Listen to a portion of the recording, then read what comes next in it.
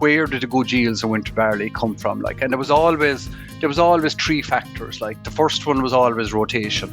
You know, where you were sowing winter barley after a break, take all break, you know, you generally got higher yields. Okay. The second one then was high fertility, you know, and if you had that in combination with good rotation, that was a bit better again. And the third one that we used to always come back to, and just repeated year on year on year, was sowing date. If you had one of those or all of those three, obviously, and definitely the higher yields that I'm hearing of, you know, would have those factors all in the positive light. The harvest started earlier than normal this year, although maybe a touch later than last year. The recent hot spell has accelerated many crops, and combined with early maturing varieties, we could see this harvest finished in record time.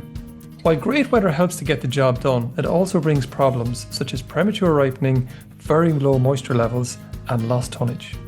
You're listening to the latest episode of the Tillage Edge with me, Michael Hennessy. If you're enjoying the series, we'd really appreciate it if you could follow the podcast and leave a review on Apple, Spotify, or wherever you get your podcast from. To discuss the harvest results and its challenges, I'm delighted today to be joined by Shay Phelan and Ciaran Collins, both Tillage Specialists with Teagasc. Shay, I might come to you first, and as winter barley was the first crop harvested, we'll look at that. What were the returns like in your area? Yeah, for the most part, Michael, I would say winter barley is pretty much finished. It probably unusually started around the Carlow area, at high area, kind of in those drier soils, rather than down south, because it just dried up there with the weather in the recent months. But there was, up until the weekend, there was guys up in the northwest still harvesting winter barley up there, but I presume they're getting the weather to finish that up there now. So, yeah, I would say you're probably looking 90-95% of it done at this stage. In terms of yields, it's been a really mixed season, I suppose, for yields. We're hearing very few, I suppose, Michael, is probably the best way to put it, very, very few crops over 4 tons an acre. Now, we are hearing some, and we can come back to that later on, but we're seeing them down as low as mid 2.5 tons an acre. So there's a huge variation in yields out there. And I suppose that has to be qualified by the fact that some of the moistures that they're being harvested are extremely low. You're looking at maybe 11-12% moisture, which, you know, they are taking a yield penalty at that level of moisture, because you don't get paid below 15 or 16% moisture, and you are losing that yield. So for the most part, they are lower than you would like. I would say, if I was to throw an average over the whole harvest that I'm hearing around this neck of the woods, it'll be somewhere south of 3.5 tons an acre, albeit, as I said, they're at very low moisture. So that's kind of what I'm hearing around this parish, if you like. And Carlow, I suppose, or around Carlow Kildare was probably drier maybe than either side of it, up the northeast or down south. I'll come to Ciaran in a second, but yeah, have you heard anything, Shay, kind of from the northeast? Was probably, I think that was a little bit wetter, especially further past Dublin. Is there any improvement up there at all, given the fact that they had maybe a little bit more moisture and maybe a bit heavier ground?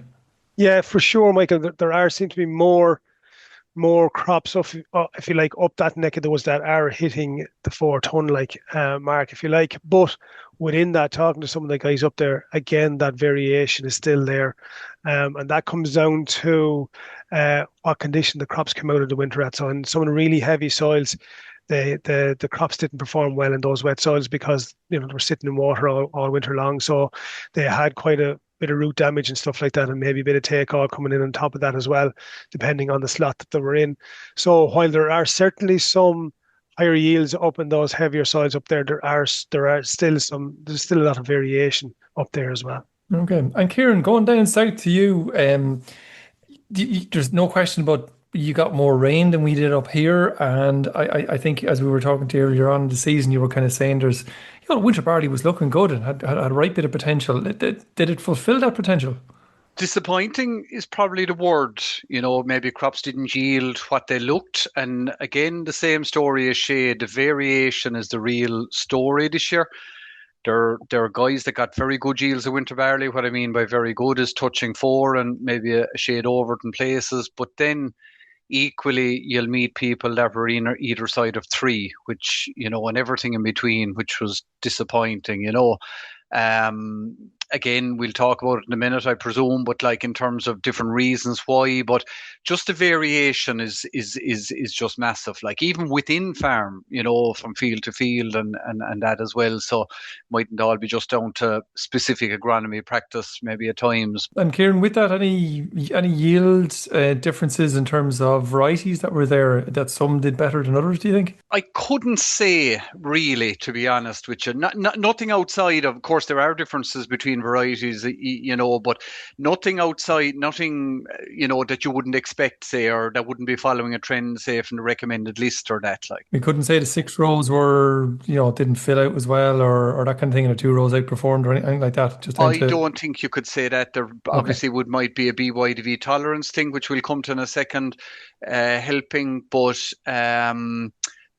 no, I don't think variety is a big one in what I'm seeing anyway. But look, as I said, massive variation. Like I spoke to, a good few people ahead of this call, and like, I was talking to one advisor yesterday who's covering a big area, down around South Cork and that, like, and he's talking about 3.1, 3.2 of an average of guys he's talking to. And, talked to another guy then yesterday and two lads, and they're talking about closer to 3.5 of an average. So there's just that wild variation. I'd find it very difficult to put an average on the harvest at the south at the moment, but I would say, I don't know, guessing maybe somewhere 3.4, I guess. But, I suppose the other thing we must factor in, and Shay said it there, is the low moistures. Like an awful lot of that barley came in at 11 and 12% moisture. So like if you were saying, if we just said an average of 3.4 or 12%, like typically, say winter barley might be harvesting around 16% for argument's sake. Like that's 3.56. So there's a lot of our yield got lost in that as well. Or if you adjusted the 3.4 even up to 20%, you're talking about 3.75. Like so, certainly the low moisture is a factor as well. But I suppose you can slice it and dice it, whichever you like. But the farmer's only going to get paid for what's across the weighbridge, I suppose, when it's all said and done. And even if it was higher moisture, Ciaran, still wasn't a wonderful yield all out. Yeah, no, granted, like it is, I suppose it probably will go down. And I'm, as I said, I'm slow to kind of close the book on it. I'd prefer to, we all would, to talk to more people and get our teeth into it a bit more. But I think it will go down as a bit of a disappointing year for winter barley overall. So, Ciaran, we have an idea, do we, where the higher yields came out of, and what factors do you think contributed to the higher yields that you were hearing from? Yeah, I'm going to go back a small story. Like when I was an advisor in Cork with Eamon Lynch. Eamon was a great tillage advisor in Middleton. He's left for dairying since. But like we used to have 6 or 7 discussion groups between us, and we'd meet the groups after the harvest every year.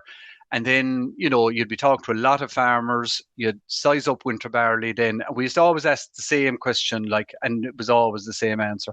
Where did the good yields of winter barley come from? Like, and there was always 3 factors. Like the first one was always rotation, where you were sowing winter barley after a take all break, you generally got higher yields. Okay. The second one then was high fertility. And if you had that in combination with good rotation, that was a bit better again. What I mean by high fertility is, P index 3, K index 3, nitrogen well timed. If you had organic manures, that always seemed to add to it as well. And the third one that we used to always come back to, and just repeated year on year on year, was sowing date. You can go too early, you can go too late. And for us, that time it was probably maybe, I don't know, 5th or 6th of October up to maybe the 12th, 15th of October. That was kind of our sweet spot. Earlier or later, you were getting penalized. So what I'm saying is like that if you had one of those or all of those 3, obviously, that's where the higher yields came from that time. And I think today it's no different. And definitely the higher yields that I'm hearing of, would have those factors all in the positive, like. Yeah. And Shay, is there anything additional maybe that you had, or it is, with those 3 factors, because I know certainly around, I suppose Carlow and parts of Kildare, very light ground probably comes into factor as well in terms of running out of moisture.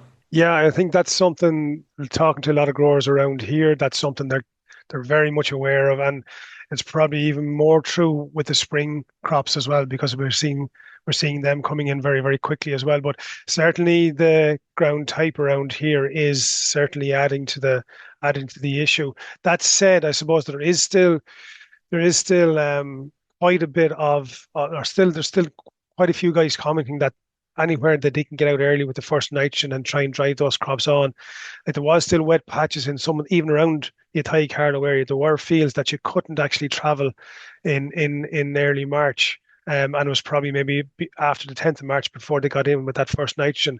And that seems to have had an effect in some areas. Now, having said that, talking to a couple of guys actually on Monday, they were saying that they were commenting that they were happy enough in terms of the straw yields that they had. So in their mind, they couldn't have done any more, but just that the ground got so dry in May because we had that record temperatures in May, but also we had a dry spell in late June as well, which they just blighted in eventually as it turned out to be. But I suppose a couple of things that would have come across to me that fellas would have been happy enough with in terms of what one was the quality for the large part.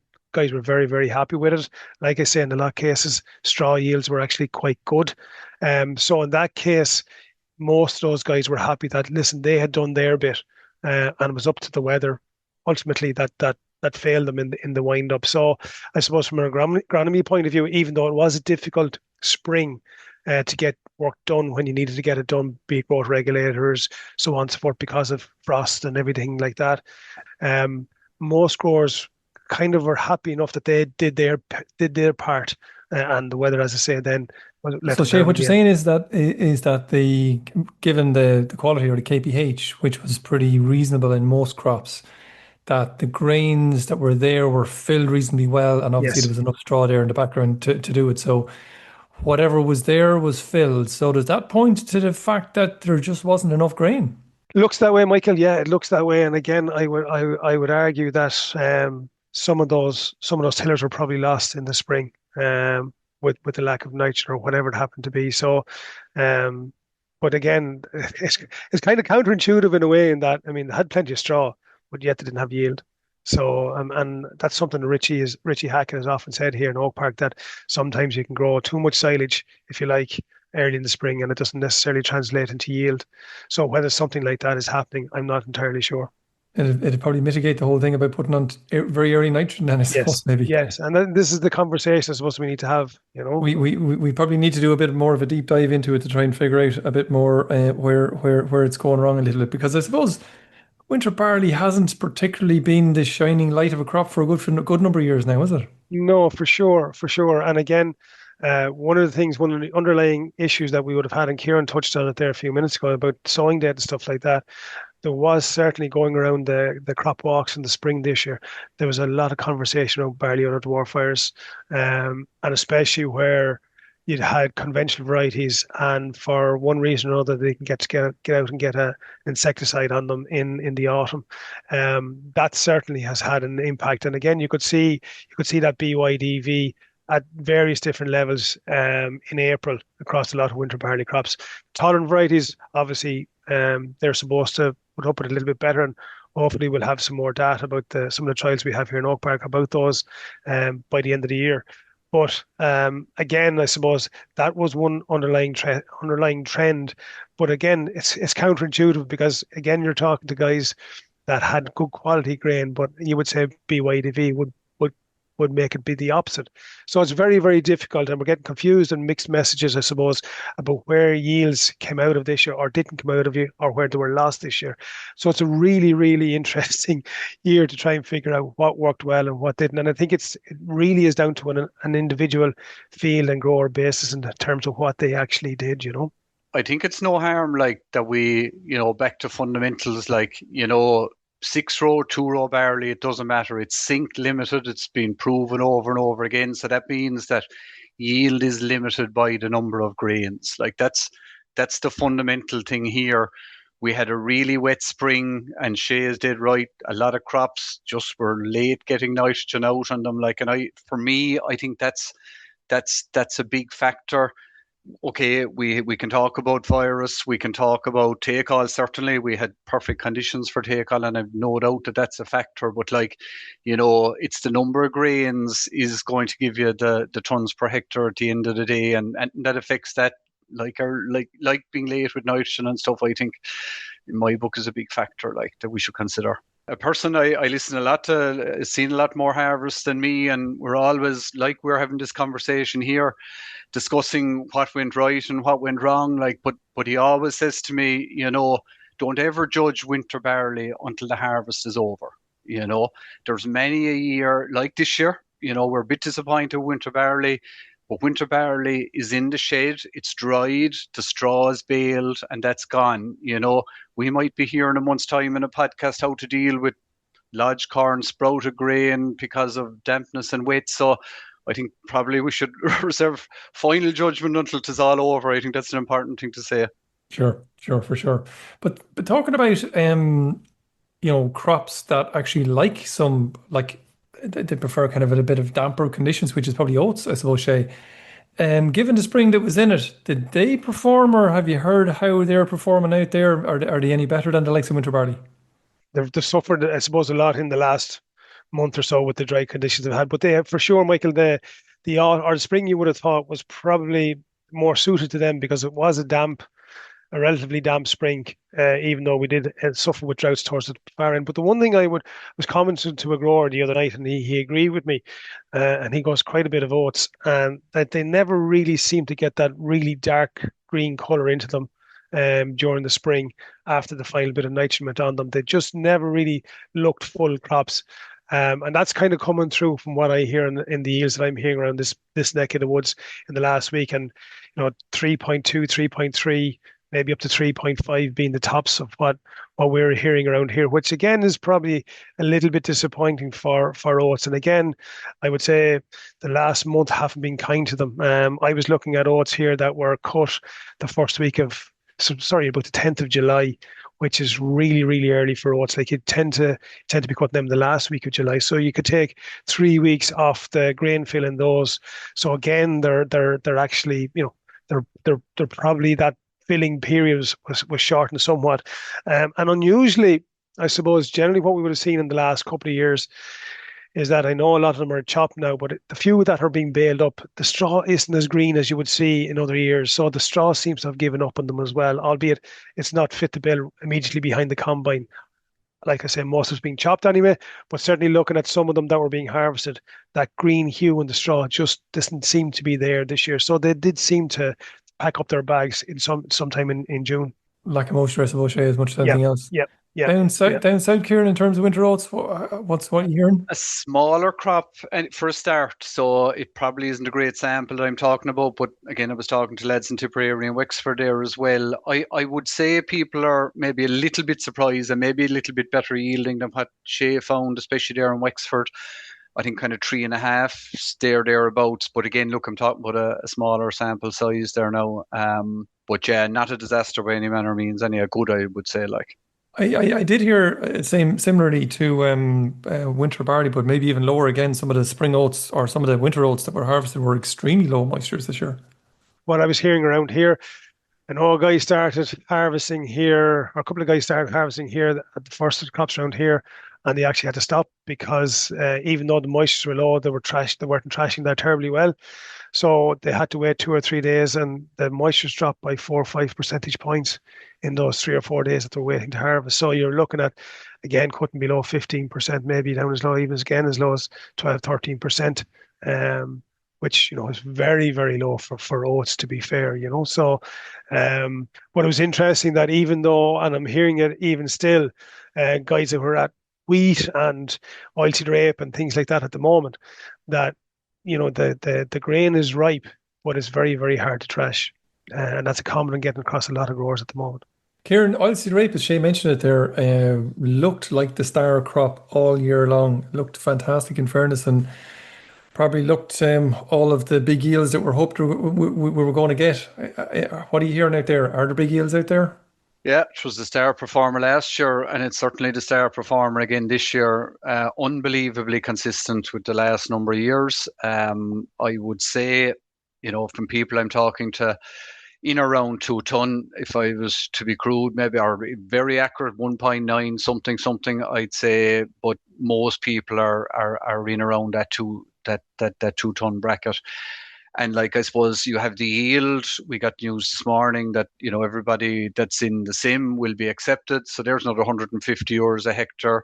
You're talking about €500 a ton. So in acres, that's what's that? €1,060 an acre of gross output. And the cost of rape, or the cost of growing rape, has come down in recent years because, well, sorry, nitrogen obviously has gone up, but fungicide costs and that have come down a bit. So it's certainly the star performer. And I think the key one with rape for me anyway is the unbelievable consistency. I think that was a big one. And the growth, sorry, the other cost, one thing I meant to say was like that we did have a mild winter, and crops were sown, relatively early, or certainly on time. And there was good savings there in terms of nitrogen there as well. So look, all in all, I think it certainly has been the star performer, definitely. Very good. Shay, similar up around this part of the world and up to the northeast, looking good? Yeah, probably I would say yields are probably slightly lower than what Ciaran is saying there. I'm hearing anything from 1.5 to 2, and there's a slight bit more variation around here. Again, the lighter soils are probably that little bit backwards on the heavier soils. But again, I'd say, like Ciaran saying, it is probably going to be the crop that's going to leave most for growers this harvest, similar to last year as well. I think we need to remember. I'm just thinking back here, probably nearly 2 months ago, certainly around the Carlow region and up towards Dublin, there was a soil moisture deficit of the cuts of 40 mils, for the last 2.5 months, which I'm not sure was nearly as big down in Cork. So obviously that must have had quite an influence on every crop. And Shay, maybe we'll just finish up on I know the people around here have only started spring barley and winter wheat, but what are you hearing out there? Again, I suppose I was talking to one or two growers this morning just on spring barley, and probably not the disaster I would have thought they were going to be, albeit they're modest yields. So what I'm hearing at the moment is anywhere around 2.5 tons of spring barley is what's being cut at the moment. And again, at relatively low moisture, you're looking at probably 16-17% moisture. So again, we take moisture bonuses and stuff like that into it. They're probably reasonably happy for what they're harvesting and how early they're harvesting it. The one comment I am getting, unlike the winter barley, is that straw yields are way back on some of those because they are very, very short. Let's give an example here. In Oak Park, we drilled barley here on the 19th of March and we cut it on the 19th of July. So it only got 4 months of growth. So it's a really, really short season. So I see barley going into Bort Malt at the moment, so into destined for Bort Malt. Now I haven't heard anything in terms of what that quality is like. But look at it's I suppose, like I say, from what I'm hearing, the early reports are not the disasters I was expecting. In terms of wheat, I have heard anything from 3.5 to 4 tons, but again, that's only one or two isolated growers. I know one or two growers on really, really dry soils that were cut earlier in the week, and I'd imagine they were slightly lower than that. But again, some of the crops that have been cut around the thigh last evening, the moistures were about 22-23%, so they're having to hold off and wait for another couple of days before they go in. So it's probably just not there yet. So it's very, very, very, very early to comment on it just yet. Any of those crops cut down with you, Ciaran? You're not enough that you'd kind of, that you'd be quoting yields of yet anyway, really. I'd say the main spring barley and wheat are probably 7 to 10 days. I would say there'll be bits cut. There certainly will. There'll be wheat cut this week and stuff. But the only report I got just so far, and again, it's a small sample, is there seems to be a trend of very, very low proteins in the malting barley that's been cut locally. But look, again, it's early. It's the first number, early days, exactly. Yeah. Yeah. The one I suppose caveat to all this, Michael, I was up around Meath the other day. I was looking at some of the April drilled barley up around there, and some of it actually looks quite well. It's still quite green. It won't be cut until sometime in the middle of August. So I'd say there are crops out there that believe it or not, with all the weather we've had, have actually quite good yield potential. So look forward to see how they'll perform in a month's time. Well, look, guys, on that very positive note, I think we'll leave it at that. And look, we'll be delighted to hook up with you again in another couple of weeks and maybe just kind of just give an update on where the grain harvest is at that stage. So for now, Ciaran and Shay, we'll leave it there. Thanks very much. Thanks, Michael. So that's it for this episode, and my thanks to Shay and Ciaran for joining me on the show. If you enjoyed the podcast, then recommend it to a friend or colleague. And as always, rate, review and follow on Apple or Spotify so you never miss an episode. And for more information, go to teagasc.ie. I'm Michael Hennessy. Thanks for listening. I'll be back next week with more tillage news and advice.